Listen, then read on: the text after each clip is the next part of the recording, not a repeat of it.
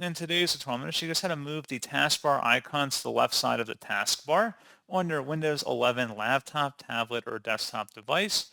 So this should hopefully be a pretty straightforward process here, guys. And without further ado, let's go ahead and jump straight into it. So all you have to do is right-click on a blank area of the taskbar and select Taskbar Settings. And now over here on the right side, you want to locate something that says underneath Taskbar Behaviors. You have to click the drop-down. And this item should say Taskbar Alignment.